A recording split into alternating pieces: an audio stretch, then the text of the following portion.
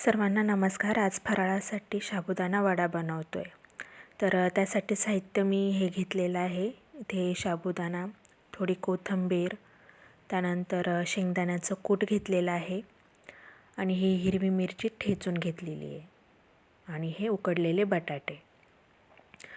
तर आपण आता साबुदाणे घेतलेत परातीमध्ये, बटाटे कुस्करून घेतलेत, त्यानंतर शेंगदाण्याचं कूट त्यामध्ये टाकून घेऊया, हिरवी मिरचीचा ठेचा आणि कोथिंबीर आणि लागेल तसं मीठ घेतलं आहे. तर हे सर्व मळून घेऊया आता. तर इथे शेंगदाण्याची चटणी बनवती आहे, त्यासाठी शेंगदाणे भाजून घेतले आहेत. तर ते आता मिक्सरमध्ये टाकून घेते आहे. त्यानंतर त्यामध्ये 2-4 हिरव्या मिरच्या घेतल्या आहेत, आपल्याला जसं तिखट लागेल तसं घ्यायच्या आहेत. त्यानंतर थोडी कोथिंबीर घेतली आहे आणि थोडंसं दही पण घेते आहे मी. त्यानंतर जसं लागेल तसं थोडं मीठ घ्यायचं आहे आणि थोडंसं पाणी टाकून ते छान बारीक करून घ्यायचं आहे मिक्सरमध्ये. तर हे असं झालं आहे. तर इथे आता मी चटणी करून घेते आहे.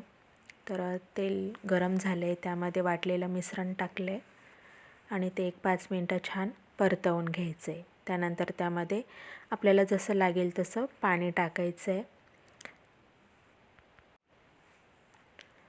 तर एक उकळी काढून घ्यायची आहे त्याची. ही अशी आपली चटणी तयार झालेली आहे. तर इकडे आता वडे तळून घेऊया. तर तेल छान गरम झालेलं आहे, इकडे वडे पण बनवून घेऊया. तर आता हे तेलामध्ये टाकून छान तळून घेऊया. तर हे बघा, छान खरपूस तळल्या गेलेत आपले वडे.